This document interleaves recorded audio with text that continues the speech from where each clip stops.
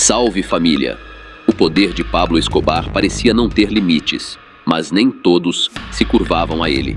Enquanto o cartel de Medellín expandia sua influência, o cartel da Costa ousou desafiar esse domínio. O que veio depois envolveu disputas, alianças e traições que mudariam o equilíbrio do submundo colombiano. Mas quem estava por trás dessa disputa? E até onde esse conflito atingiu o cartel de Medellín? Para garantir o próximo episódio, comente "Quero a parte 4" e aperte o botão de hype aqui embaixo. É assim que eu meço o interesse de vocês para lançar o próximo capítulo. Também deixe o like, inscreva-se no canal e vire membro para apoiar meu trabalho independente. Bora pro vídeo!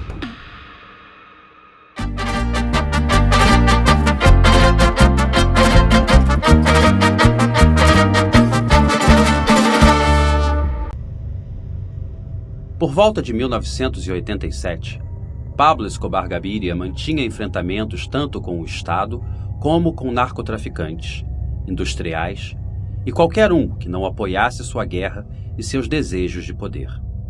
Era como o rei que subjuga e submete a plebe, criando uma situação em que todo aquele que se opõe tem 3 opções: associar-se, esconder-se ou morrer.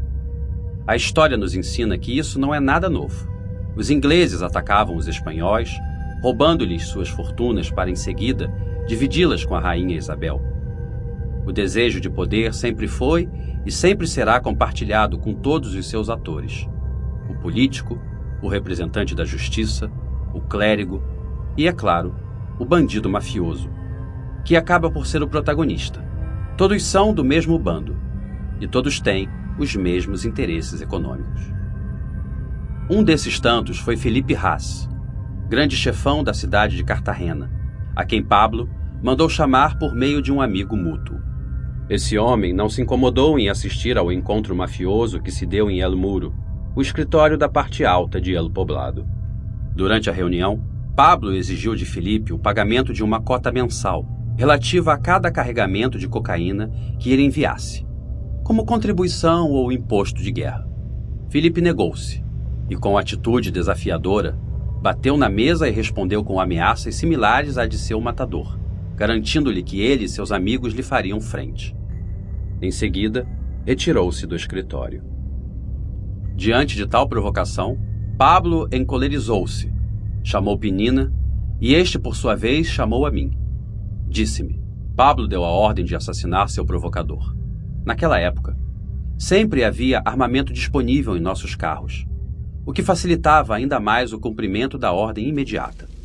Pinina começou a perseguição a uma distância prudente, enquanto eu sacava 2 pistolas 9mm do esconderijo do carro. Felipe ia no outro carro, acompanhado pelo amigo que o trouxera, e justamente quando o chefão alcançou o Round Point, onde é a fábrica da Coca-Cola, eu desci e dei-lhe 2 tiros na cabeça, enquanto, em fração de segundos, Pinina colocava-se a poucos centímetros para tirar-me da situação. Voltamos de imediato ao escritório para falar com Pablo e relatamos nossa missão cumprida. Como era de se esperar, o cartel da Costa reagiu. Inicialmente, acusou o cartel de Medellín da morte de Felipe Haas, mas Pablo negou tudo e continuou indo ao escritório normalmente.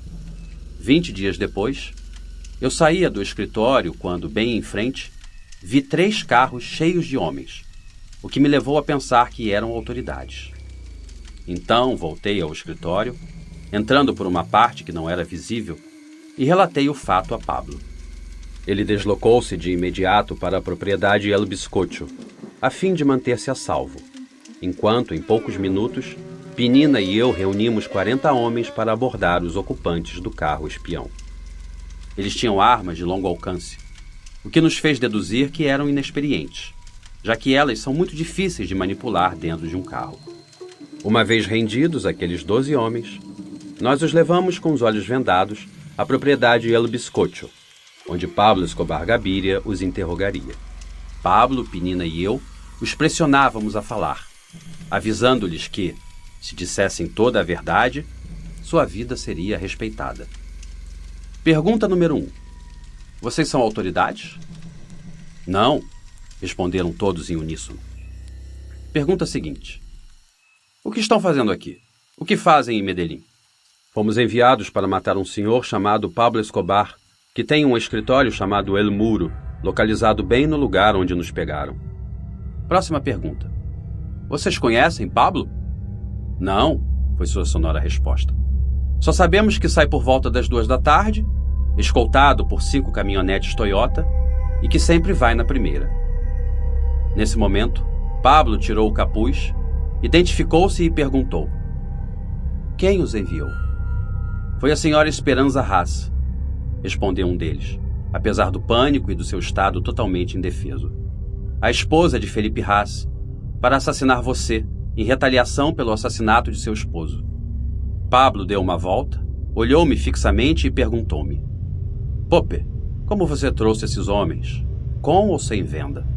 Eu me surpreendi, mas respondi de imediato em tom seco: Patrão, você sabe que eu sei trabalhar. Trouxe-os vendados. Dando continuidade aos já costumeiros interrogatórios, Pablo decidiu fazer um acordo com eles. Rapazes, em primeiro lugar, vou lhes poupar a vida. Em segundo, vou dar 2 milhões de pesos a cada um.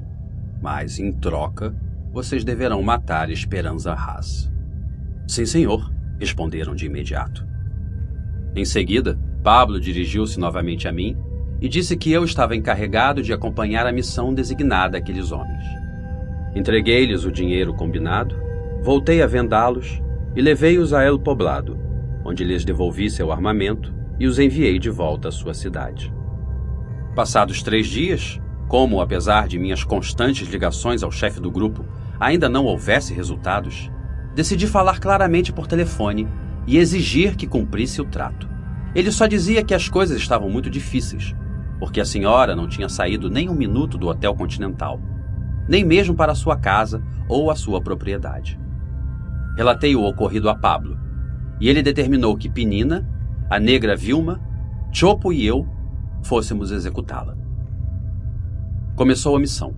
Enviamos as armas na frente, em um carro. Assim nós iríamos aparentemente desarmados, evitando ser detidos na estrada por algum comando policial. Uma vez em Cartagena, entrei em contato com o praieiro e pedi-lhe que me mostrasse a senhora Haas. Combinamos que eu a conheceria no cassino que ela frequentava dentro do hotel. Enquanto isso, Pinina, a negra Vilma e Chopo se hospedaram em hotéis diferentes. Cheguei às 10 da noite, como tínhamos combinado com o delator. E bem ali, sentada na mesa de blackjack, estava a senhora Haas, vestida com uma blusa branca de fina confecção, estampada com enormes padrões de uma girafa, e o pescoço adornado com luxuosas joias, que a faziam brilhar como uma mafiosa. A mulher era bela, mas tinha pouco estilo. Naquele momento, dei um dinheiro extra ao praieiro, para que ficasse quieto e não dissesse nada a seus companheiros. Logo, reuni-me com Pinina, Chopo e a negra Vilma, informei-lhes o que acontecera e decidimos que era a hora de agir. Chegamos ao lugar e notamos que era muito concorrido, com vigilância tanto particular como pública, de modo que a saída seria bastante difícil. Na entrada havia apenas um policial, mas na rua havia um grupo de elite de captura, o que pressagiava a briga certa. Ainda assim, a decisão estava tomada. Esperanza Haas devia morrer naquela noite, e no ato. A negra Vilma, Pinina e eu entramos no cassino. Ficamos à espera de que Esperanza se movesse para algum lado e nos desse a oportunidade de agir rapidamente e com segurança. Por fim, às 2 da manhã, ela levantou-se da mesa e dirigiu-se para as escadas. Eu alertei Pinina e a negra Vilma, que no mesmo instante nos entregou as pistolas 9mm. Eu corri, pistola na mão, dirigi-me à Esperança e disparei. Ela começou a rolar escada abaixo. Enquanto isso, Pinina apontava para o policial e Chopo situava-se bem em frente, com o carro pronto para nos tirar do conflito e empreender a fuga. Uma vez longe, Chopo pegou a estrada para a Boca Grande. Um Porsche vermelho que se deu conta do acontecido começou a nos seguir para pegar o número da placa de nosso Renault 18 2.0. Pinina e eu baixamos o vidro e começamos a disparar naquele belo carro, que em segundos perdeu sua beleza, perfurado pelas balas. Como não conseguíamos nos distanciar dele, decidimos que sairíamos da estrada, deixaríamos o carro e empreenderíamos a fuga cada um por sua conta.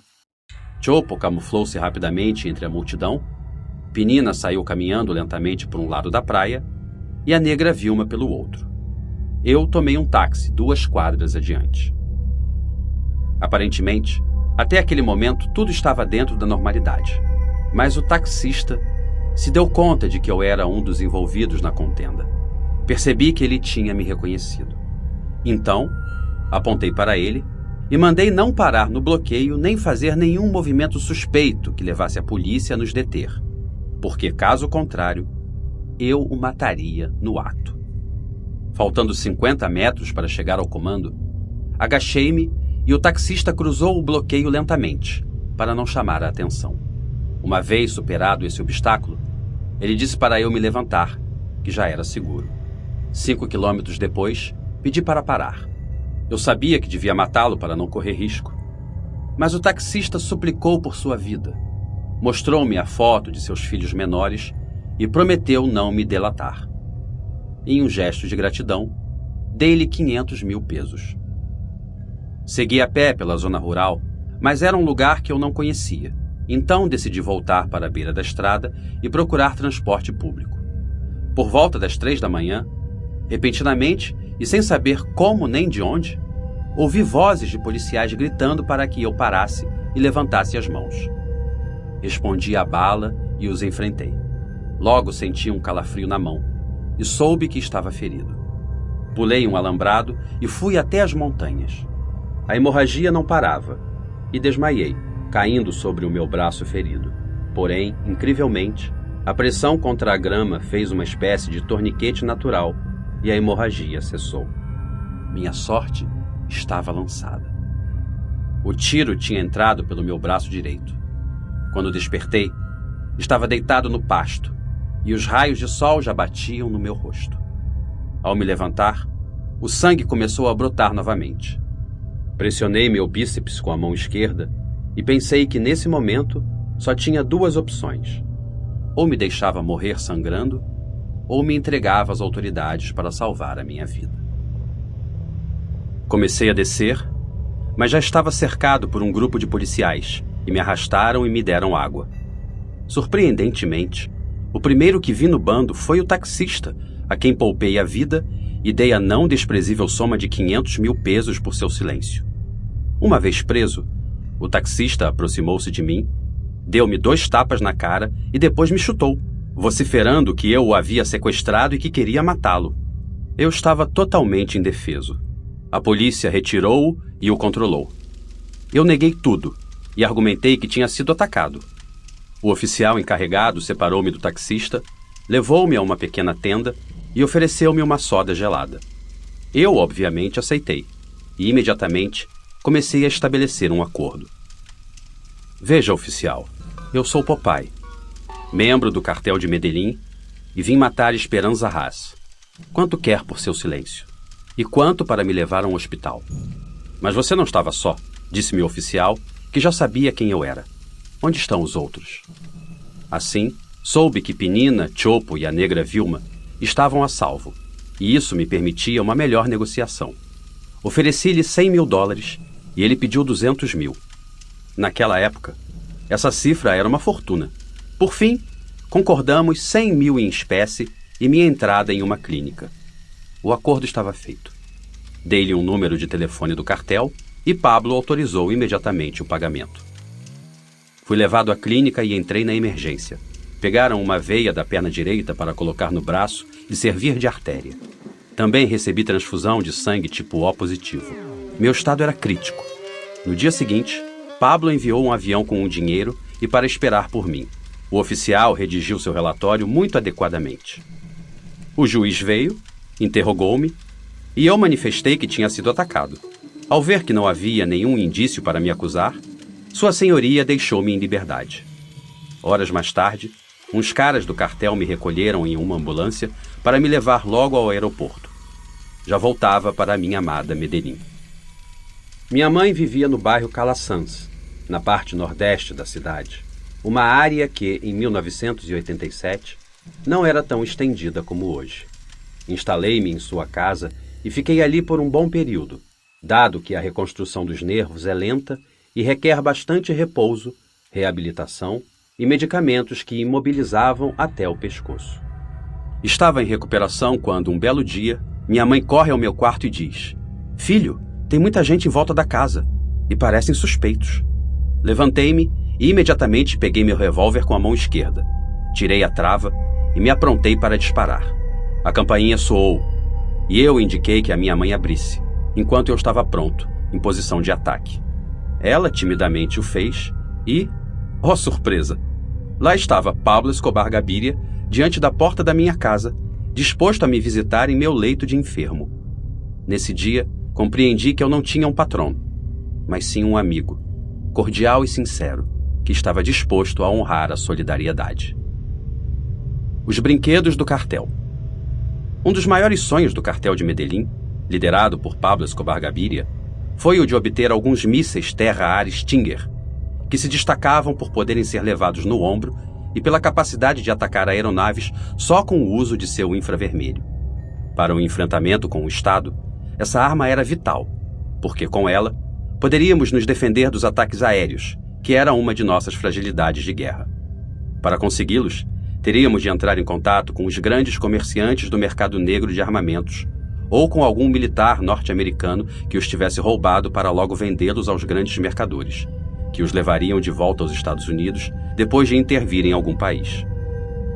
Alguns dos inimigos de Pablo Escobar já não se deslocavam por terra por puro medo de serem assassinados ou sequestrados por nós, seus matadores, de modo que o patrão precisava dos Stingers.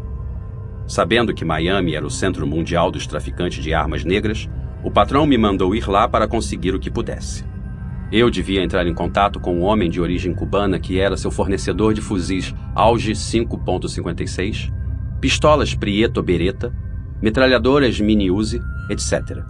Ele enviava as armas à Colômbia dentro de geladeiras, máquinas de lavar e todo tipo de eletrodomésticos de grande porte, que logo eram legalizados na alfândega. Em outras ocasiões, tanto o armamento como a munição chegavam nos aviões, cocaleiros vindos do México. Tudo estava logisticamente organizado para a minha abordagem a partir do aeroporto de Medellín, que, em 1988, estava sob nosso controle. Peguei meu passaporte falso, com a identidade de Alexander Álvares Molina, e parti rumo ao México, onde fui recebido por um dos homens de Amado Carrillo, também conhecido como Senhor de los Cielos ou El Rey del Oro Blanco. Ele era membro do cartel de Juarez e grande amigo e sócio do patrão. Fui levado a um hotel para esperar alguns documentos e poder cruzar a fronteira com o território norte-americano. Mas antes, precisei ficar uns dias em Tijuana, na casa de um amigo da máfia. Nessa época, a fronteira era separada por uma simples rede, que os membros da máfia tinham sob monitoramento constante. Quando a ronda de vigilância passou, fui acompanhado pelos rapazes. Um deles levantou a rede e, nesse momento, eu já estava pisando em solo norte-americano, especificamente em San Diego, Califórnia, depois de ter cruzado uma boa parte de moto e outra parte da estrada de carro. Uma vez em San Diego, saí às compras, já que não era normal que eu viajasse sem bagagem. Peguei um voo de San Diego até Miami, onde aterrissei com sucesso e fui recebido por Tavo e por um agente do cartel de Medellín em uma casa em Kendall, na Flórida, que era um centro de armazenamento de droga. Eu já tinha estado naquele mesmo lugar, fazendo buracos para poder esconder a cocaína. Lembro-me de que, naquela oportunidade, as coisas se complicaram, porque o terreno era muito duro, como coral fossilizado. Tivemos de comprar martelos pneumáticos para abrir os buracos, onde metíamos a droga, previamente empacotada em tubos de PVC de 30 centímetros de diâmetro por 2 metros de profundidade, de modo que não se pudesse perceber o cheiro.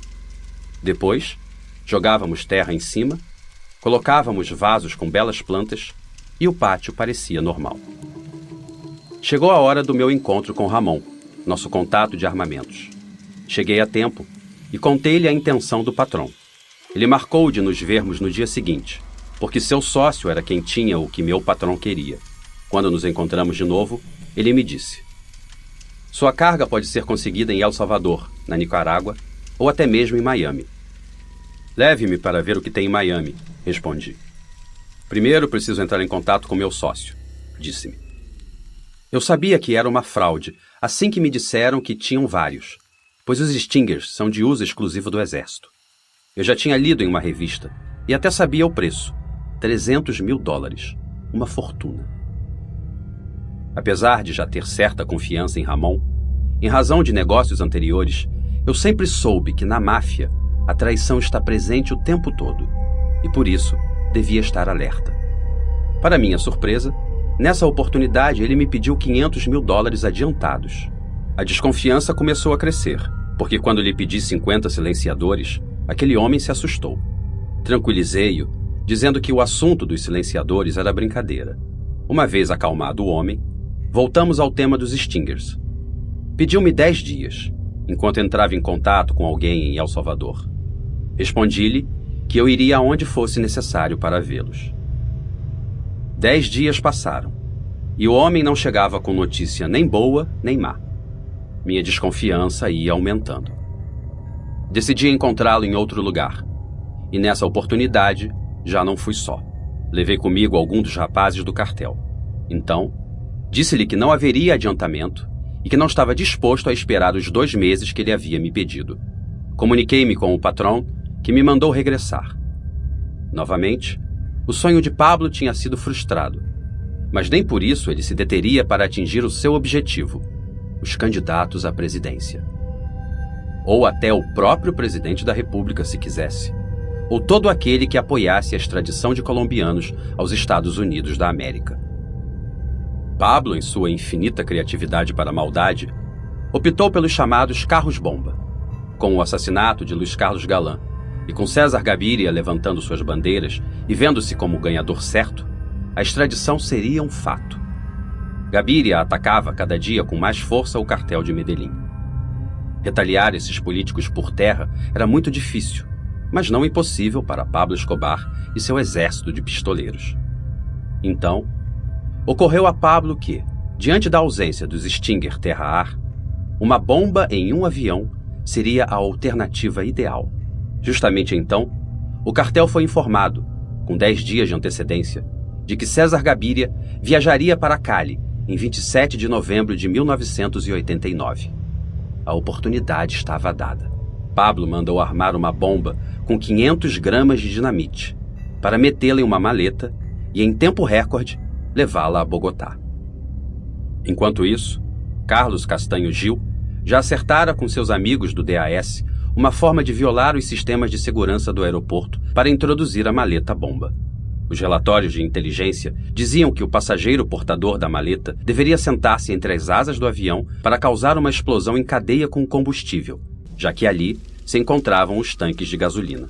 Se não fosse assim e só explodisse a bomba, havia a possibilidade de que, ainda que com a aeronave danificada, o piloto pudesse retornar o avião à pista. Além disso, Carlos Castanho já tinha enganado um incauto que queria ganhar um dinheiro para sair da pobreza.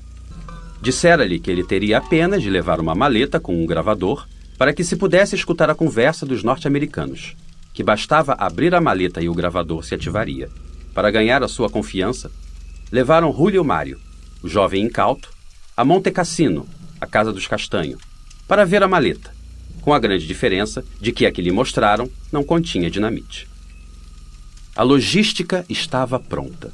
Dinamite em Bogotá, sistemas de segurança sob controle, passageiro pronto, com passagem de acordo com as especificações, lista de passageiros e, o mais importante, César Gaviria confirmado para o voo com seus 10 capangas.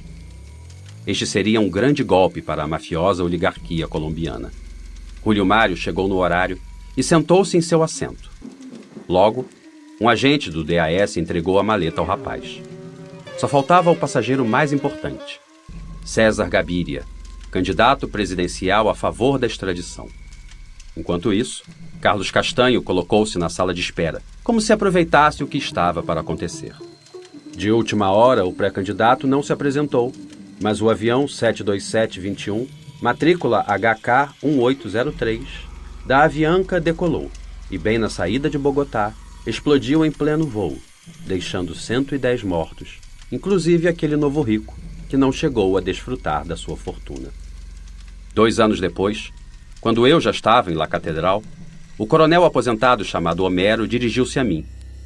Eu prejudiquei o cartel de Medellín em uma operação muito importante para vocês. Qual? Perguntei com curiosidade. O atentado contra o Dr. Gaviria, respondeu. Como assim? Faltando 2 quilômetros para chegar ao aeroporto, ele respondeu. Tive uma intuição de que algo ruim ia acontecer. Pedi ao candidato que não viajasse, e depois de uma discussão, ele concordou comigo. Fui ao quarto de Pablo e contei-lhe a informação obtida por acaso. Ele começou a rir e disse, que banalidade, Pope. Você sabe que por essa bobagem já matamos 4 pessoas que pensávamos que tivessem tomado conhecimento da informação? A queda do rei. Carlos Leder Rivas, sócio e amigo de Pablo Escobar, era um bom amigo de Rolo e meu. Rolo, como carinhosamente o chamávamos, era um grande matador visceral, bravo e sem medo. Devido às confusões do cartel, a comunicação com Carlos era um pouco distante, afetando a confiança e o respeito que sempre nos aproximou. Um dia, por um acaso da vida, voltamos a nos reunir na Fazenda Nápoles, em uma festa oferecida por Pablo. Carlos Leder vinha da selva, onde tinha sido encurralado pelas autoridades colombianas. Havia chegado ao Madalena Médio, onde retomou suas andanças conosco, carregando, como sempre, um revólver Magno na cintura e um fuzil 7.62 na mão. Na época, a selva já tinha apresentado a conta ao poderoso chefão, e seu vício em maconha e cocaína era cada vez maior. Como se fosse pouco, tinha malária cerebral, mas não se tratava. Em seus melhores anos, Leder andava vistoso por onde fosse, mas agora o cabelo comprido e a barba descuidada davam-lhe um aspecto totalmente arruinado. Já não era o poderoso dono daquela ilha nas Bahamas, com pista própria, na qual aterrissava todo avião do narcotráfico colombiano. Falava inglês, alemão e espanhol com perfeição. Era um homem de negócios. Em sua época, conseguiu juntar uma grande fortuna. Era fã dos Beatles e um agitador político contra a extradição. Sua área de influência era a Armênia. Criou um movimento político chamado Movimento Latino, que contava com alguns poucos discursos políticos em praça pública. A DEA já o havia banido das Bahamas, e sua grande fortaleza havia caído em declínio, tanto que se tornou administrador de Pablo e, na ocasião, controlava apenas alguns de seus matadores. Pablo pediu a Pasquim que organizasse uma grande festa, aproveitando que a guerra estava relativamente acalmada. Na lista dos convidados estava Carlos Leder Rivas. Bebida, comida, música e, é claro, prostitutas, para adornar ainda mais a festa. A logística de segurança ali dentro e nos arredores prometia um grande momento de lazer, já que, desde aquela época, a aliança entre o cartel de Medellín e a Polícia Nacional da Colômbia era total. Chegou a data, e com ela os convidados de honra. Jorge Luiz Ochoa e Senhora, Carlos Leder Rivas e outros tantos da alta hierarquia mafiosa. Às 10 da manhã, as prostitutas começaram a descer do avião particular de Pablo. Definitivamente, aquele seria um dia como tantos na máfia, orgia e comilança. Pablo Escobar enfrentou governos, desafiou organizações rivais e acumulou um poder que parecia impossível de ser derrubado. Mas no fim, foi justamente seu maior ponto fraco que acelerou sua queda. E existe um detalhe sobre a vida dele que poucas pessoas conhecem: o medo que realmente o acompanhou durante anos. Se você quer descobrir qual era o maior medo de Pablo Escobar e como ele influenciou muitas de suas decisões, clique agora no vídeo que está aparecendo na tela. Essa história revela um lado do chefe de Medellín que quase nunca é contado. Nos vemos lá.